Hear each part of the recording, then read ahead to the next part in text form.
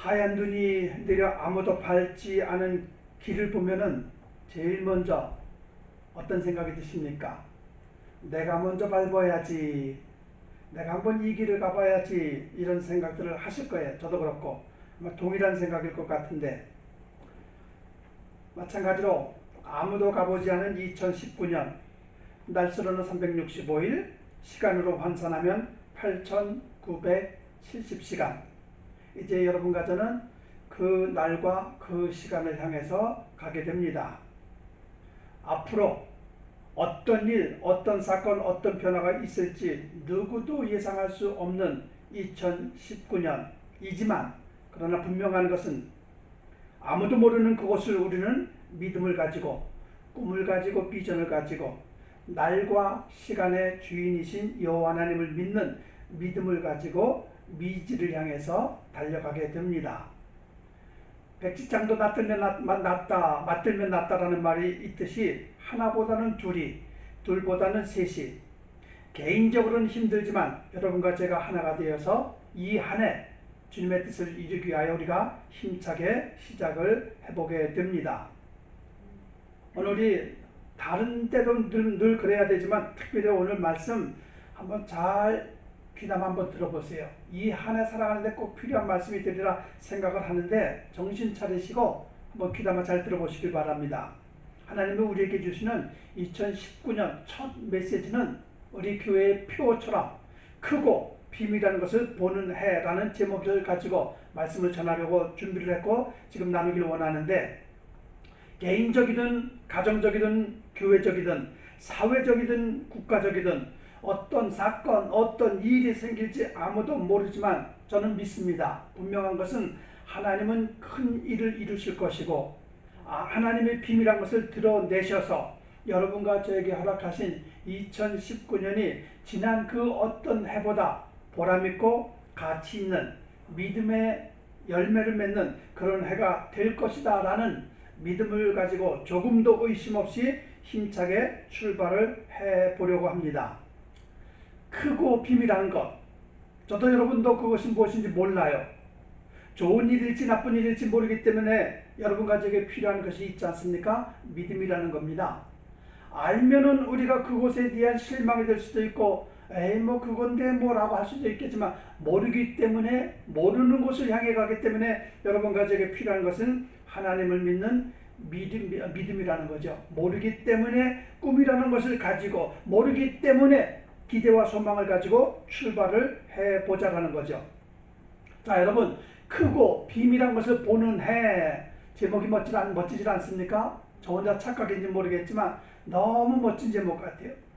이 멋진 설교 제목은 에레미야에게 임하신 하나님의 말씀을 통해서 얻은 것인데, 우리가 잘 아는 대로 눈물의 선지자라고 불렸던 에레미야 1장부터 29장까지 보면은요, 계속해서 비극적이고 혹독하고 정말 불행하고 불쌍한 그런 내용을 소개하다가 30장부터 오늘 함께 읽은 33장까지 보면요, 희망의 메시지가 나와요.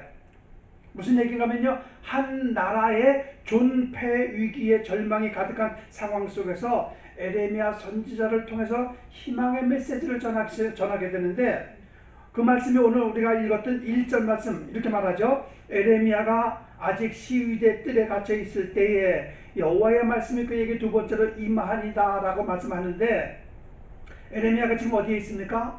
형무소에 갇혀 있는 거예요. 선지자가 감옥에 갇혀 있다는 것을 어떻게 생각하십니까, 여러분? 이거는 잘못된 거죠. 어두움을 표현하는 것인데, 이거예요. 바벨론의 군대가 유다를 점령했습니다. 그리고 예루살렘 성전이 무너졌습니다. 회파됐습니다. 침략자들에 의해서 사람들이 살기 힘들어지고 유린당한 상황. 유다 왕조가 기울어져 버렸어요. 점점 문을 닫게 되어버렸다는 겁니다. 자, 좀 더 자세히 설명하면 이거예요. 유다의 마지막, 남유다의 마지막 왕이었던 시드기야 왕이 바벨론의 볼모로 잡혔어요. 그러면서 동시에 에레미야 선지자도 같이 감옥에 갇혀 있기 때문에 선지자로서 갇혀진 감옥에서 할 수 있는 것이 아무것도 없는 상황, 이것을 말하는데, 감옥에 갇혀 있을 때에 어떤 일이 생겼는가 하면 여호와의 말씀이 그에게 두 번째로 임하게 됩니다. 자, 두 번째로 하나님의 말씀이 임했다는 거 여러분 주목하셔야 돼요. 그냥 읽어버리지 말고 두 번째로 임했다는 이 말씀이 굉장히 중요한 말씀인데, 갇혀 있다라는 것만 기록하면 답답하죠. 갇혀 있으니까 어두운 상황일 텐데, 그런데 갇혀 있는 그 속에서도 뭐가 임했습니까? 하나님의 말씀이 임했다라는 것. 여기에 굉장히 중요한 깨달음이 있어야 되는데 말이에요. 이게 이거예요. 말씀을 좀 풀어 해볼게요. 여러분 잘 들어보세요. 선지자가 어디에 있는가가 아니라, 그게 중요한 것이 아니라 선지자에게 하나님의 말씀이 임했는가 안 임했는가, 이것이 중요하다라는 거예요. 선지자는, 목회자는 어떤 사람입니까? 하나님의 말씀을 받는 사람이잖아요. 하나님의 말씀이 선지자에게, 목회자에게 임해야 하고, 임한 말씀을 성령님의 감동을 받아서 풀어 해석해서 전하는 것이 선지자들, 목회자들의 사명 아니겠습니까? 감히 이렇게 말씀드리고 싶어요. 목회자에게 말씀이 임하지 않으면 목회자가 아닙니다. 말씀이 임한다는 것은 뭐예요? 하나님께서 일하시겠다는 거예요. 그 목회자를 통해서, 그 선지자를 통해서 일하시겠다는 의미인데, 하나님의 말씀은 저에게 그리고 여러분 개개인에게도 임하셨어요. 여러분과 저는 하나님의 말씀을 들었잖아요. 들은 대로 살려고 애를 쓰고 몸부림을 쳐야 된다는 거예요. 불경기가 그러세요. 재정이 쪼들려서요. 건강이 나빠서요. 어렵고 힘든 위기 앞에 여러분과 제가, 저에게 필요한 것은 뭐예요? 위기 때에 말씀하시는 하나님의 음성을 듣는 것이 중요하고, 우리는 말씀을 듣고 순종하며 따라가기만 하면 되는데, 핑계대고 이유대고 말씀대로 안 살고 있다 보니까 결국 여전히 똑같은 삶을 다람쥐 쳇바퀴 도는 듯한 실패의 삶을 살아가고 있는 건 아닌가 말이에요. 여호와의 말씀이 그에게 두 번째로 임하니라라는 이 말씀은요, 하나님은 에레미야를 통해서, 그리고 하나님의 택한 사람, 하나님의 택한 백성을 통해서 하시려고 하는 일들을 포기하지 않으시겠다라는 굳은 결의를 보여주시는 거예요. 그래서 에레미야에게, 오늘 저와 여러분에게 말씀하시는 것인데, 인간적으로 본다면은 감옥에 갇혀 있으니 답답하겠지만, 그러나 그 속에서도 하나님의 말씀이 임했기 때문에 에레미야는 오히려 그곳에서 좌절하거나 낙심하지 않고 오히려 힘을 얻었을 것 같아요. 주님이 동행해 주시고 주님이 함께 하신다면 그곳이 어디든지 초막이나 궁궐이나 상관없이 이기고 견딜 수 있다라는 믿음이 있지 않았을까 말이에요. 우리가 잘 아는 대로 신약에 보면 바울과 실라가 복음을 전하다가 감옥에 갇히게 되지 않습니까? 그럴 때 그들이 그 감옥에서 낙심했습니까? 좌절했습니까? 하나님을 원망했습니까? 아니죠. 오히려 찬송하고 기도하니까 어떻게 됐어요? 옥문이 열려버렸어요. 옥문이 열리면서 오히려 간수장과 그의 가족들에게 복음을 전하고 그들이 예수 믿는 놀라운 일들을 만져 있다는 걸 우리가 보지 않습니까? 답답한 가운데서도 하나님의 말씀이 임하면 얼마든지 우리는 답답하고 어려운 상황, 환경, 문제를 이길 수 있다라고 말씀하고 싶어요. 말씀을 읽으려는데, 그래서 성경을 펴놨는데 읽어지지가 않는다면 문제입니다. 문제. 말씀이 문제입니까? 내가 문제입니까? 내가 문제죠. 설교를 듣는데 이렇게 침을 튀겨가면서 열심히 설교를 하는데 설교가 들려지지 않는다면 문제입니다. 문제. 교회를 그렇게 오래 다녔어도 신앙 성장이 없다면 정말 큰 문제라는 거예요. 문제는. 여러분 어디가 감옥인 것 같습니까? 딴 곳 아니에요. 하나님의 말씀을 듣고도 깨닫지 못한다면 거기가 감옥 아니겠어요? 예배 자리에 앉아있는데, 여기에 앉아있는데 딴 생각하고 있다면 여기가 오히려 감옥 아니겠습니까? 그렇죠? 수많은 사람들이 몸은 자유롭게 움직이고 다닐 수 있을지 모르겠지만 감옥에 갇혀있는 사람들이, 불쌍하게 살아가는 사람들이 너무 많아요. 말씀이 없기 때문에. 말씀이 들려줬는데도 안 들려, 안 듣고 있어요. 사무엘상에 보면요, 엘리 제사장이라는 사람이 등장하잖아요. 화려한 제사장의 의복을 입고 정말 근엄하게 권위를 가져가면서 아주 높은 의자에 앉아 있습니다. 그런데 그에게 하나님의 말씀이 임하지 않았어요. 오죽하면요, 사무엘상에 보면 하나님의 말씀이 희귀했다고 성경은 말씀하는데, 아니 하나님의 말씀이 왜 희귀합니까? 선지자 귀에 하나님의 말씀이 희귀하다는 것은 말씀이 끝났다라는 거예요. 엘리 제사장을 이제 하나님의 말씀과 상관이 없게 된 상태가 되고 말았다는 불행한 이야기인데, 이렇게 말씀드리고 싶은 거예요. 2019년 앞으로 마주하게 될 여러분과 저의 상황, 그거 중요하지 않습니다. 말씀드린 그대로 어떤 문제, 어떤 사건, 어떤 일이 우리 앞에 다가올지 모르겠지만 그것이 중요한 것이 아니라, 그럼 무엇이 중요한가? 딴 것 아닙니다. 하나님의 음성을 들을 수 있고, 들은 말씀을 깨닫고 그대로 살아보려는 몸부림, 이것이야말로 가장 이 한 해를 축복 가운데 살 수 있는 단 하나의 길이라는 걸 말씀드리고 싶은 거예요. 하나님의 말씀을 따라가면 하나님의 역사가 일어나게 되어 있다라는 것이죠. 자, 그거를 이제 말씀드리려고 하는데, 에레미야에게 어떤 말씀이 임했는가 하면 3절 보실래요? 이렇게 말하죠. 너는 내게 부르짖으라. 내가 네게 응답하겠고 내가 알지 못하는 크고 은밀한 일을 네게 보이리라 라는 말씀인데, 자, 여러분 질문합니다. 크고 비밀한 것을 보기를 원하십니까? 원하십니까? 다 원하죠. 근데 원하지만 말고 그거를 내가 원하는 것을 얻기 위해서는 내가 어떤 하나의 액션을 취해야 되는데, 그게 뭔가? 너는 내게 부르짖으라는 겁니다. 여러분이 정말 이 한 해 하나님이 나를 통해서, 우리 가정을 통해서, 우리 교회를 통해서 이루시기 원하는 크고 놀라운 일을 경험하기 원한다면, 그렇다면 무엇을 해야 되는가? 부르짖어 기도할 줄 알아야 된다는 거예요. 부르짖어 기도하는 거는요, 일반 기도와는 좀 다른 기도를 말하고 있는 거죠. 정말 간절한 마음을 가지고 원하는 것이 꼭 이루어져야 한다라는 절대적으로 사모하는 그 마음을 가지고 전능하신 하나님 앞에 나와야 된다라는 걸 말씀하고 있는 거예요. 아침에 우리가 성경 공부 시간에 시편 말씀드렸잖아요. 저도 시편 말씀을 인용해 볼게요. 시편 86편에 이런 말씀이 있습니다. 나의 환난 날에 내가 주께 부르짖으리니 주께서 내게 응답하시리라라는 말씀이 있어요. 이게 무슨 말인가 하면요, 하나님은요, 여러분과 제가 무엇인가 원할 때, 원하기 전에 선 기도가 필요하다라는 거예요. 문제 해결이나 질병의 치료나 내 필요와 내 만족이 우선이 아니라 하나님이 하시는 일들의 크고 비밀한 것을 보기 원한다면 우선 먼저 기도가 우선이 되어야 된다라고 말씀하고 있는 것이 성경 전체에서 일괄적으로 하는 말씀 아니겠어요? 하나님은요, 어떤 일을 하시기 위해서 먼저 여러분과 제 마음속에 기도하는 마음을 불어넣어 주셔요. 그리고 우리로 하여금 기도하게 하십니다. 자, 기도하게 하시는 것을 우선적으로 하게 하시는 이것이 하나님이 일하시는 방법이에요. 물론 하나님은요, 저와 여러분의 필요를 알아요. 그냥 주실 수도 있어요. 하지만 그냥 안 주셔요. 왜? 우리로 하여금 하나님께 나오라는 거예요. 기도하라는 겁니다. 그래서 하나님과 나와의 관계가 있다라는 것을 보이라는 것이에요.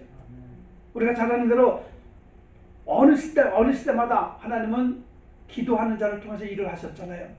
1907년 평양의 부흥운동이 일어나기 났습니다.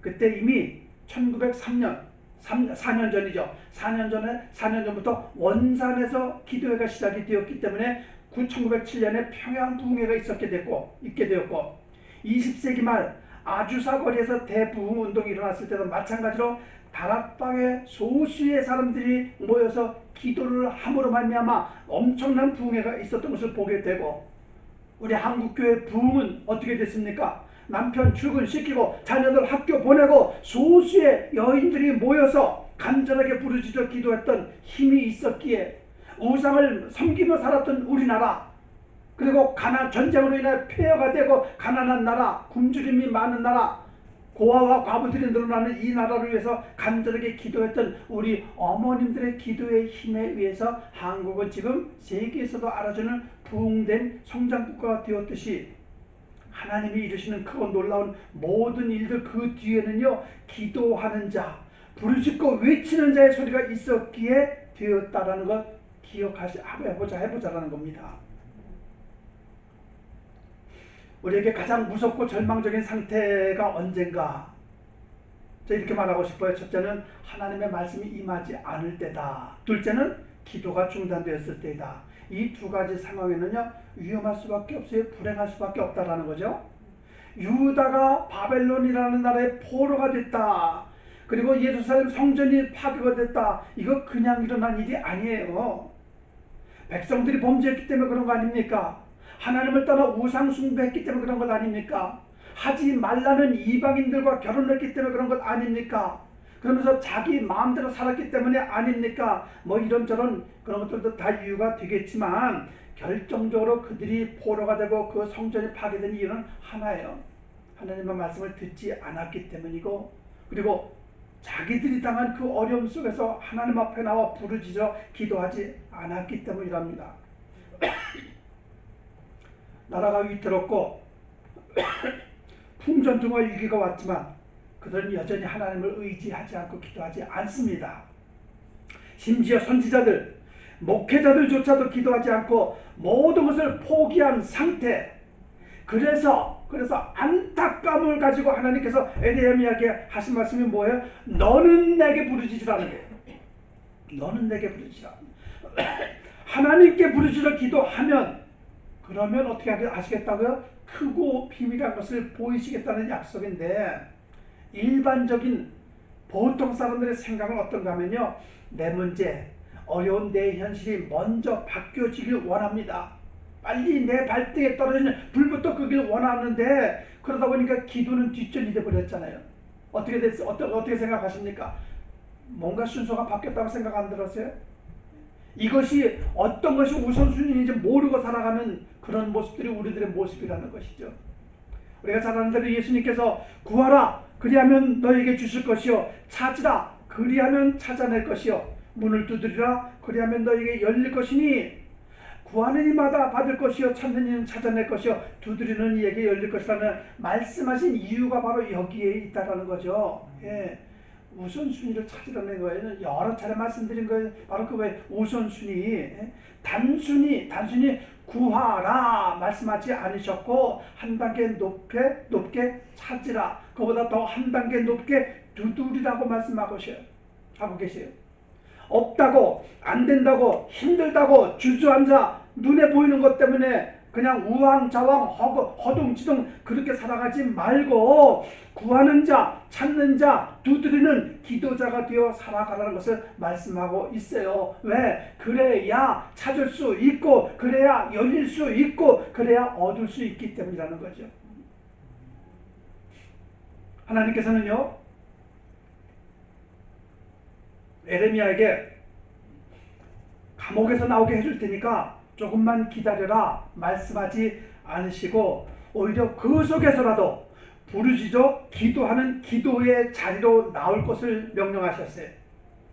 환경에서 벗어나는 것보다 그 환경 속에서 나와 하나님과의 관계가 우선이 되어야 된다는 것을 알려주는 말씀인데, 여러분과 저에게 주신 말씀으로 받아야 된다는 것이죠. 그렇죠? 그럴 때 어떤 환경이든지 상관하지 않겠다, 어떤 형편이든지 나는 상관하지 않겠다, 단지 그 속에서 너와 나와의 관계가 기도로 연결이 되고 맺어지기만 하면 그때 내가 일하겠다. 어떤 일을, 크고 비밀한 일을 알리고 보여주겠다. 예. 이게 무엇인가? 자, 말씀드릴게요. 이제 여기 에레미야에게 말씀하신 크고 비밀한 것이 무엇일까? 예레미야와 여러분과 저에게 당장 눈에 안 보이고 손에 안 잡히지만 분명한 것 하나는 있어요. 이것입니다. 불가능을 가능하게 하시고, 무에서 유를 창조하시고, 안 되는 일을 되게 하시는 하나님이심을 믿는 믿음을 가지는 것이 전제가 되는 가운데 이 말씀이 들려져야 되거든요. 예, 이것이 전제가 되어야 됩니다. 자, 예를 들어볼게요. 우리가 성경 공부 시간에 많이 배웠지만 에스더서를 보면요, 이런 말씀이 있죠. 아하수에로 왕이 나오잖아요. 그의 부인 이름이 와스디입니다. 와스디. 아하수에로 왕이 자기 부인의 너무 아름다운 것들 많은 사람들에게 자랑하고 싶어서 와스디를 나오게 하는데, 와스디가 어떻게 합니까? 왕의 명령을 거역하죠. 감히 남편의 말을, 감히 왕의 말을 거역을 합니다. 그래서 왕후의 자격을 박탈당합니다. 그런데 이 박탈당한 것으로 끝나는 것이 아니라 오히려 어떻게 되죠? 에스더라는 한 여인이 왕후의 자리로 올라가게 됩니다. 이게 바로 뭐예요? 하나님이 하시는 크고 놀라운 일이라는 거예요. 에스더에 의해서 유대인 한 민족이 멸망의 위기에서 벗어나게 되고 살아나게 되지 않았습니까? 이처럼 크고 위대한 일이 어디 있겠습니까? 그 속에 보면 또 그런 말씀이 있잖아요. 하만 장군이 문지기에 지나지 아니하는 모르드게를 죽이려고 높은 장대를 세우잖아요. 근데 그 장대에 모르드게가 달리는 것이 아니라 오히려 계획했던 하만이 그 장대에 달려 죽지 않습니까? 이것이 바로 크고 놀라운 하나님이 하시는 일이라는 거예요. 무엇보다 여러분과 저에게 적용되는 말씀이 있지 않습니까? 70억이 넘는 인구 중에 예수 믿고 구원받아 믿음으로 살아가고 있는 우리들, 이처럼 크고 이처럼 비밀스러운 일이 또 어디 있겠습니까? 그 은혜를 생각하며 그 믿음을 가지고 이 한 해 여러분과 저에게 어떤 일이 생길지 전혀 예측할 수 없지만 우리가 선하신 하나님의 뜻을 이루겠다라는 믿음으로 살아가기만 하면 분명 하나님은 우리의 내일에, 우리의 앞길에 큰 일을, 비밀스러운 일을 이루어 가실 것이라는 확신을 갖고 시작해보자라는 겁니다. 하나님은요, 인간이 흉내낼 수 없는 일을 하시는 분이에요. 무슨 말인가 하면요, 유다는 완전히 멸망하고 바벨론은 득세했습니다. 강대국이 되어버렸으니까. 그래서 유다가 바벨론의 속국이 되고 포로가 되어서 심판받는 듯 했습니다. 그러나 정반대가 되어버렸어요. 하나님은 오히려 바벨론을 심판하지 않았습니까? 그렇죠? 바로 이게 뭔가 하면요, 이런 일들이 크고 비밀한 일들이라는 것이고, 성경에서 말하는 대로 신묘막측한 일을 행하시는 하나님이심을 볼 수 있게 되는데, 자, 그렇다면 오늘 본문에서 말하려고 하는 크고 비밀한 일의 정확하고 분명한 중심 내용이 무엇일까? 이게 궁금하실 텐데, 이게 뭔가 하면요, 6절 이후에 그 답이 있습니다. 6절 이후에 어떤 답이 있는가 하면 이겁니다. 바벨론에서 해방되고 포로에서 귀환하고 이스라엘을 회복시켜 주시겠다. 그리고 그들을 용서하시겠다. 바로 이것이 크고 비밀한 하나님의 뜻입니다. 놀랍죠? 하나님을 배반하고 우상을 믿고 이방인들과 결혼하며 자기들 멋대로 살아가던 그들을 버리지 아니하시고 그들을 포로에서 구원해 주시고 다시 나와 관계에서 회복시켜 주시겠다는 이것처럼 큰 회복 어디 있겠습니까? 7절에 보면 이렇게 말합니다. 그들을 처음과 같이 세울 것이며, 7절 보시면 처음과 같이 세울 것이며 이런 말씀이 있는데, 다 망가진 예루살렘과 유다를 어정쩡하게 대충 복구시키겠다는 것이 아니라 완벽하게 회복시키시고 그리고 회복될 뿐 아니라 이렇게 말씀합니다. 이 성읍이 세계 열방 앞에서 나의 기쁜 이름이 될 것이며 찬송과 영광이 될 것이요, 그들은 내가 이 백성에게 베푼 모든 복을 들을 것이요, 내가 이 성읍에 베푼 모든 복과 모든 평안으로 말미암아 두려워하며 떨리다라고 말씀하시는데, 이게 무슨 얘기예요? 예전에는 수치스러웠고 망신살이었고 부끄러운 뿐이었지만, 그러나 그들은 곧 나의 기쁜 이름이 될 것이며 찬송과 영광이 될 것이며 라고 완전히 회복시켜 주시겠다고 말씀하시는 이게 바로 하나님이 하시는 크고 비밀한 일이라는 겁니다. 마찬가지예요. 여러분과 저 얼마나 추하게 살았습니까?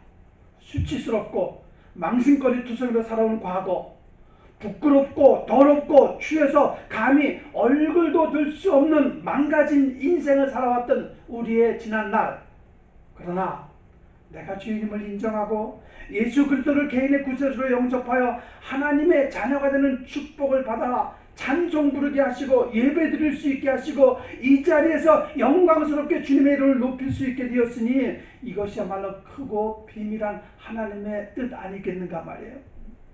어찌 백만장자가 되는 것과 비교할 수 있으며 어찌 세상 권력을 얻은 것과 견줄 수가 있겠는가? 예수 믿고 구원받은 것은요, 막연히 죽어서 천국 가는 것이래 라고만 생각하지 마세요. 그거는 그냥 기본이에요. 기본. 그 이상이에요. 그 이상. 무궁무진하신 하나님의 뜻과 섭리 가운데 이루어진 비밀이라는 것, 큰 일이라는 거, 이거를 생각하면서 기억하면서 이 한 해를 살아보자라는 겁니다. 예수 믿으면 죄 사함 받고 구원받는데 여기에 머물지 말자라는 거예요. 여러분과 저에게 죄 사함과 구원을 주시기 위해서 하나님이 하시는 엄청난 일들을 생각해 보자라고요. 이런 거 생각 없이 그냥 살다 보니까 그냥 대충인 거예요. 이래도 좋고 저래도 좋고 그렇게 살지 말자라는 거예요. 자, 다시 2절로 가볼까요? 이를 행하시는 여호와, 그것을 만들며 성취하시는 여호와, 그의 이름을 여호와라 하는 이가 이와 같이 있으시도다 라고 말씀하시는데, 이게 무슨 말인가 하면요, 아까 말씀드린 그거 조금 보충 설명하면 이거죠. 없는 것을 있게 하시고 안 되는 것을 되게 하시는 하나님. 무슨 얘기예요? 에스겔서에 보면 나오잖아요. 죽은 뼈에 살을 붙여서 군대를 만드시는 분. 시체가 무덤에서 3일이 지나서 썩어버렸어요. 냄새가 나는데 나사로야 나오너라 라는 말씀을 가지고 생명을 살리시는 분. 창조 이후 지금까지 앞으로도 놀랍고 크고 비밀스러운 일들을 이루어 가시는 분. 그분을 믿는 여러분과 제 인생에도 직접 개입하셔서 이 일을 행하시는 분. 그럼 여러분과 제가 알 일은 뭐라 그랬죠? 하나잖아요. 부르짖어 기도하기만 하면 된다라는 거예요. 되고 안 되고 이루어지고 안 이루어지는 것은 우리의 소관이 아니에요. 하나님께서 하실 일이고 결과는 하나님께 맡기고 이 안에 힘차게 나아가 보자라는 겁니다. 이런 말로 말씀의 결론을 짓고 싶어요. 내가 할 수 있다고 내가 하면 그건 누구나 할 수 있는 일반적인 보편화된 일이지만, 그러나 그래서 내 뜻을 잃으면서 스스로 잘했구나 라고 착각과 교문에 빠질 수 있겠지만, 그러나 우리는 그러지 말자라는 거예요. 작은 일 하나도 어떤 일이 되었든지 내가 세우려고 애를 쓰지 말고 내가 이루었다라고 교만하지 말고 하나님께 매어달려 기도하면서 부르짖으면서 하나님이 하시는 일들을 보자라는 거죠. 시편 127편에 유명한 말씀이 있잖아요. 여호와께서 집을 세우지 아니하시면 세우는 자의 수고가 헛되며 여호와께서 성을 지키지 아니하시면 파수꾼에 깨어있으면 헛되도다라는 이 말씀대로 하나님이 세워주셔야 된다는 거예요. 내가 세워봤자 그 세워진 것이 얼마나 오래 가겠습니까? 그렇죠? 쉽게 무너지고 쉽게 빼앗겨버릴 일들인데, 그러나 하나님이 세워주실 것이라는 믿음을 가지고 기도하면, 부르짖으면, 구하고 찾고 두드리면 내 뜻이 아닌 그분의 뜻이 이루어지는 믿음의 안목으로 살아야 된다라는 거 말씀드리고 싶어요. 자, 그렇다면 이제 어찌할 것인가? 여러분, 2019년 어떤 생각과 믿음을 가지고 살려고 합니까? 지금까지 살아온 대로 그냥 그렇게 살겠습니까? 아니면 정말 부르짖어 기도하며 나의 2019년은 하나님이 이루시는 크고 비밀한 것들이 있을 것이라는 기대와 소망을, 꿈을 가지고 살려는 갈 것인가? 결정은 각자 하는 거예요. 그렇죠? 그러나 바라옵기는 좋은 결정, 바른 결정을 하여서 이 한 해 정말 내 인생에 하나님이 이루시는 크고 비밀한 것들을 경험하면서 살아갈 수 있는 여러분 모두가 되시기를 주님의 이름으로 축원드리겠습니다. 기도하겠습니다.